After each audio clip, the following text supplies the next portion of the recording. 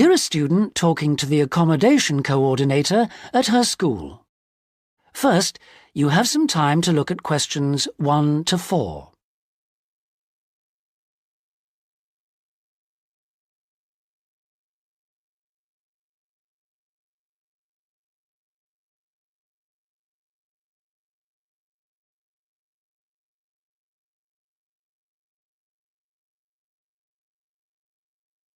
You'll see that there is an example which has been done for you.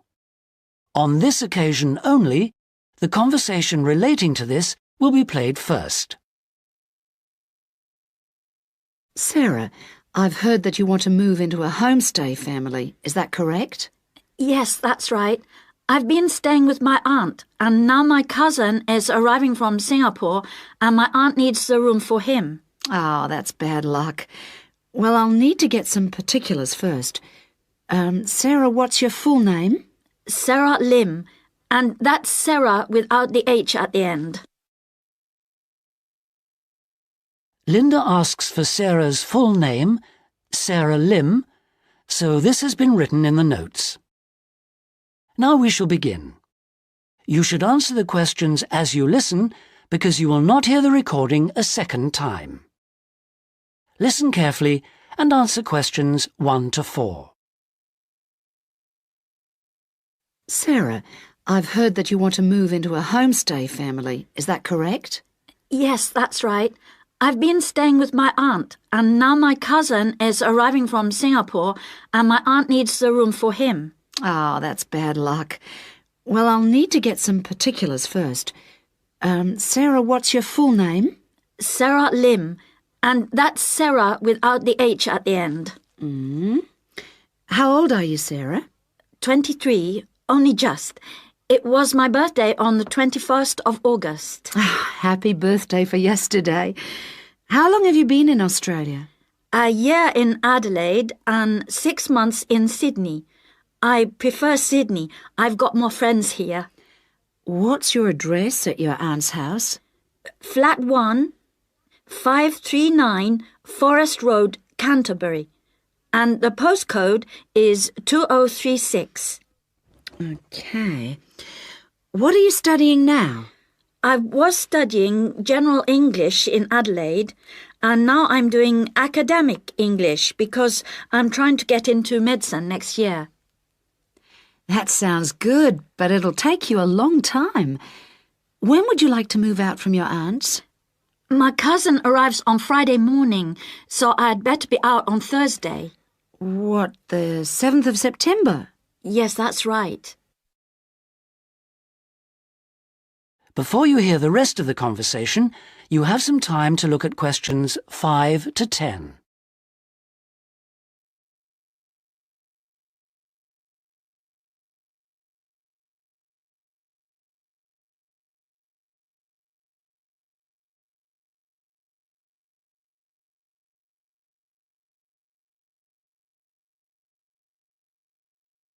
Now listen and answer questions 5 to 10.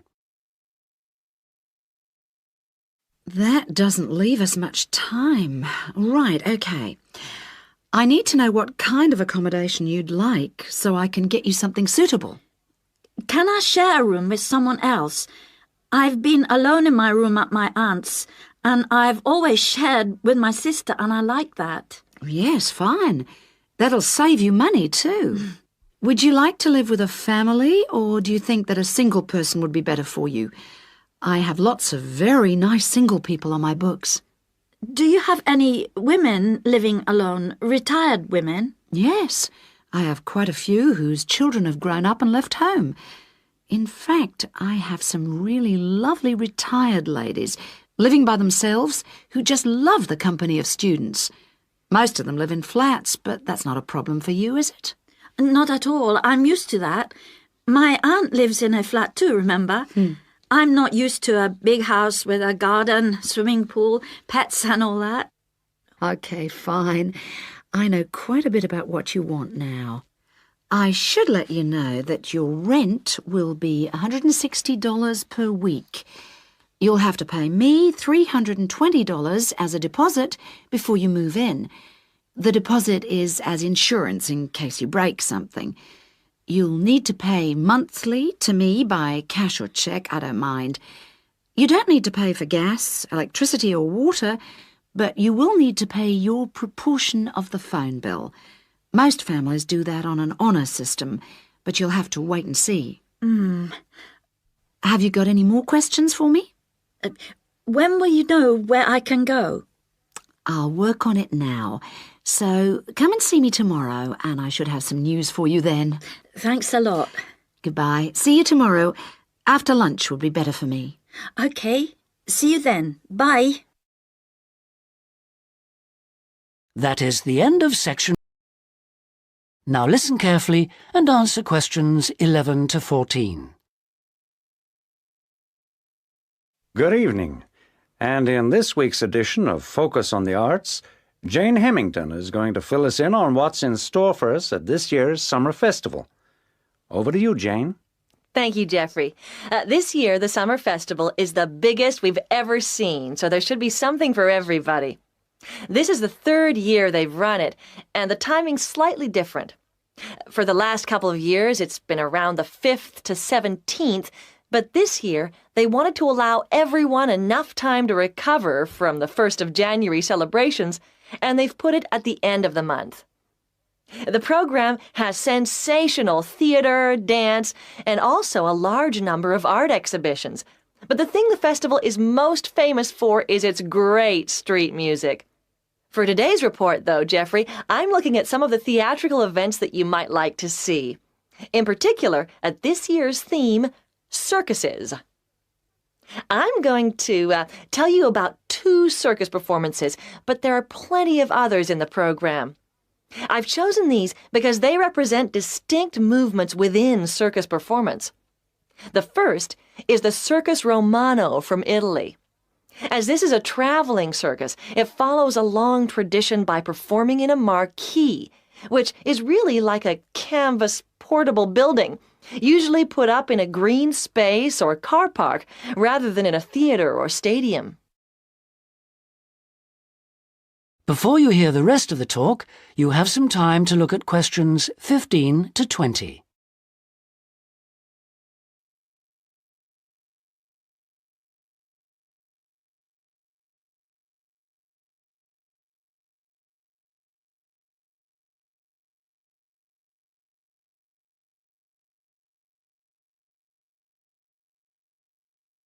Now listen and answer questions 15 to 20. In spite of this, Circus Romano isn't at all like the traditional circuses I grew up with. There are no animals, just very talented clowning and acrobatic routines. The show has a lot of very funny moments, especially at the beginning. But the best part is the music and lighting. They're magical. At $45, it's very expensive anyway. It's really for adult tastes. In fact, much of it would be wasted on children, so I suggest you leave them at home. The second circus performance is Circus Electrica at the Studio Theater. The purists are suggesting that this isn't a circus at all. It's a showcase for skills in dance and magic, rather than the usual ones you expect in a circus. With only 6 performers, it's a small production which suits the venue well. The studio only seats about 200 people. For my money, it's the aerial displays which are outstanding, as well as the magical tricks, features which are missing from Circus Romano. An interesting feature of the show is that the performers are so young. The youngest is only 14, but it's still well worth seeing. A good one for the whole family. And finally, as it's summer, you may wish to see some of the festival performances that are being presented outdoors, like the famous Mekong water puppet troupe performing in the city gardens this week. Now, water puppetry is amazing. It's large puppets on long sticks, controlled by puppeteers standing waist-deep in the lake. The puppets do comedy routines, and there is some terrific formation dancing. This is a fantastic show, and the best moment comes at the end, seeing the puppeteers. When the troop walks up out of the water, you get this amazing feeling. It's really hard to believe that what you've been watching is lifeless wood and cloth. As an adult, I had a great time, but I did note that other older people in the audience weren't quite as taken with it as I was. It's a must for young children, though, and that's the audience it's really aimed at. Well, that's all I've time for today, but I'll be back next week with more news of what's worth seeing and what it's best to miss. That is the end of Section 2. You now have half a minute to check your answers.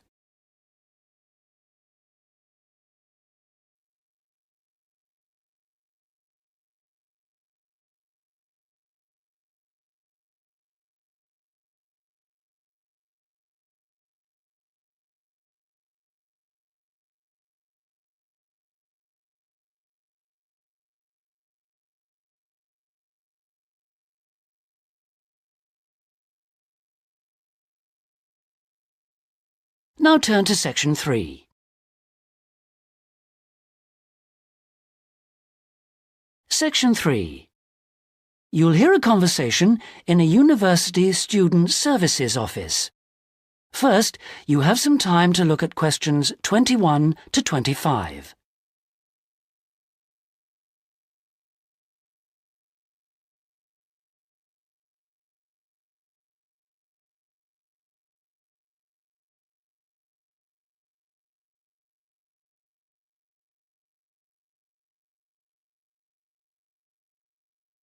Now listen carefully and answer questions 21 to 25. Hello, I'm Dawn Matthews. Yes, hello. I've been referred to you because I'm inquiring about the refresher courses that you run. I'd like to find out a bit more about them. OK. Well, we run quite a few different short courses for students who are either returning to study or studying part-time. Tell me about your situation. Well, I think that I really need some help in preparing for the coming semester, especially to build up my confidence a bit and help me study effectively because, you see, I've been out in the workforce for nearly 12 years now, so it really is a long time since I was last a student. Yes, it can seem like a long time, can't it? Well, let me start by telling you what courses we have that might suit you. Are you an undergraduate or a postgraduate, arts or sciences? Undergraduate, and I'm in the business faculty. Right then. Well, first of all, there's our intensive Study for Success seminar on the 1st and 2nd of February. Mm-hmm. It's aimed at students like you who are uncertain about what to expect at college and looks at a fairly wide range of approaches to university learning to motivate you to begin your study and build on your own learning strategies. That sounds good. What are some of the strategies that are presented? Well, we try to cover all aspects of study. Some of the strategies in writing, for example, would be improving your planning for writing, organising your thinking, and building some techniques to help you write more clearly. With reading, there'll be sessions aimed at getting into the habit of analysing material as you read it, and tips to help you record and remember what you've read. It really is very important to begin reading confidently right from the beginning. There's also advice on how to get the most from your lectures and practice in giving confident presentations, as well as how to prepare for exams. What about the motivational side of things? Well, there's a range of motivational exercises that we do to help the students feel positive and enthusiastic about their study. The process of learning and exploring a subject can lead to a whole new way of looking at the world, and the study skills and techniques that you build up can be applied in all sorts of different ways. Before you hear the rest of the conversation, you have some time to look at questions 26 to 30.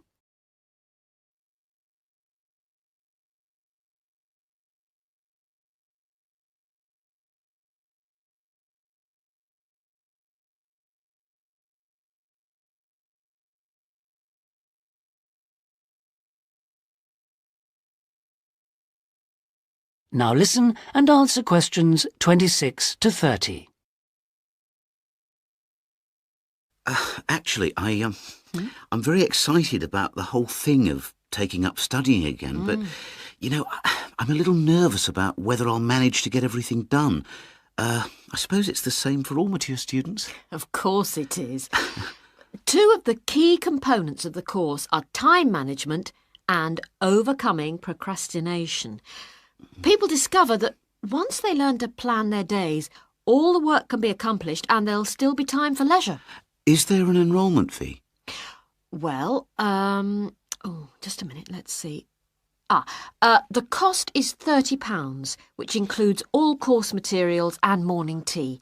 You have to arrange your own lunch. Well, that wouldn't be a problem. I already make sandwiches for my 3 kids and my wife and myself every day. I won't have to change my routine. No. Now, I need to tell you that this is a very popular course and it's essential that you book well ahead of time. In fact, the course convener tells me that there are only 5 places left. What other course might be good for me? There is one other that you could benefit from. It's simply called Learning Skills for University Study and is on 3 consecutive mornings, starting on a Monday from 9 to 12 and costs £25. This is aimed at upgrading the study skills most school leavers have and help them cope with the increased demands of university study. It focuses mainly on making students more responsible for their own success. What sort of things are covered in this course? Well, basically, it's more advanced thinking, note-taking, reading and writing strategies, but also some input about stress management. I think I'd be better off starting from the basics and looking at all the strategies, don't you? Yes, from what you've told me, I think that's more in line with your situation. All right then. Can I book a place on the Study for Success seminar course now? Yes. Let me just get out a registration form and take down your details. That is the end of section 3. You now have half a minute to check your answers.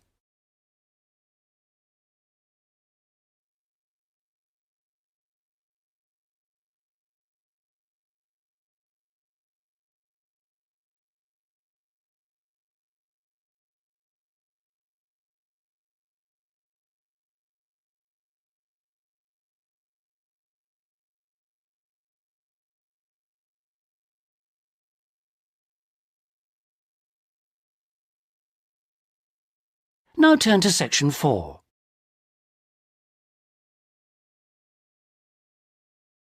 Section 4. You'll hear a student union representative presenting the views of college students about the design of a new building. First, you have some time to look at questions 31 to 40.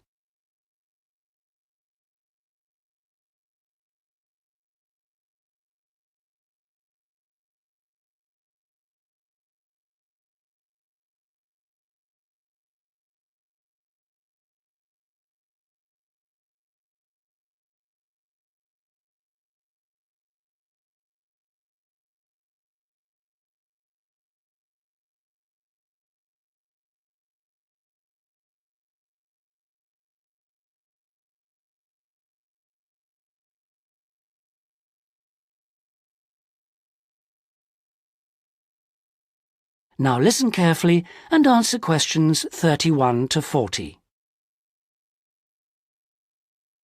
We're very grateful that the committee has agreed that a representative for the Students' Union can present students' suggestions about the design for the proposed new union building.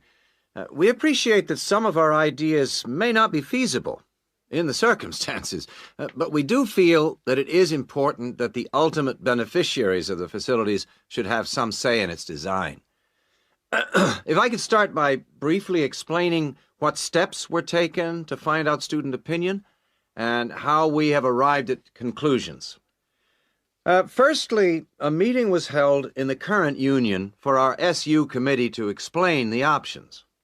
Then we invited all students to submit written suggestions for the design, placing cards in a suggestion box. These suggestions then provided the basis for the design of a questionnaire which was completed by approximately 2,000 of the college students over a period of 3 weeks. Finally, the SU committee collated the results and drew up a report. If I can just hand around a copy of that report. This presentation is essentially a summary and discussion of the key points of this report.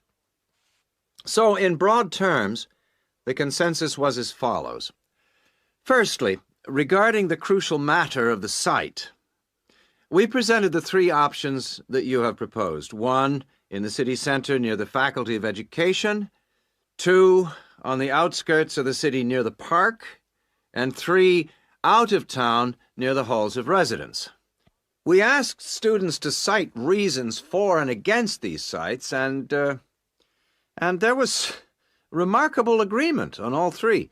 Site 1 was unpopular because of traffic and parking problems. Site 2 had a number of supporters, mainly because it was close to most lecture rooms. And Site 3, out of town near the halls of residence, was clearly the most popular because of access from living quarters. It was clear that the union was mainly to be used after lectures. It was also felt that the larger site would allow more room for a choice of facilities.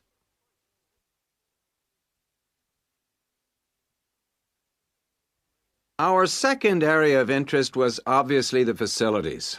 There was minimal interest in having a library on the premises, but one option seemed to be a reading room instead, more useful. We would like the current table games room to be replaced with a small gym, and if possible, a small swimming pool. Not, of course, Olympic-sized. There was a large number of respondents in favor of a travel agents and insurance center. We also request that there be the offices of the Student Counseling Center, moving this from the refectory. There was, however, much disagreement about whether to build a drama theater. Just over 40% of the respondents were in favor, but a largish minority were strongly against it, claiming that it is elitist and a waste of funds. Essentially, the jury is out on that. Finally, given the number of unfortunate incidents in the current union over the past few months, a strong point was repeatedly made about security. The recommendations would be at least video surveillance and security personnel who would check student union cards on request. We doubt if it would be feasible to have a check at reception of all people coming in. Well, this is the summary of the views of the student population. As I say, fuller details are given in our report, but I'm happy to take any questions if you have them. That is the end of section 4. You now have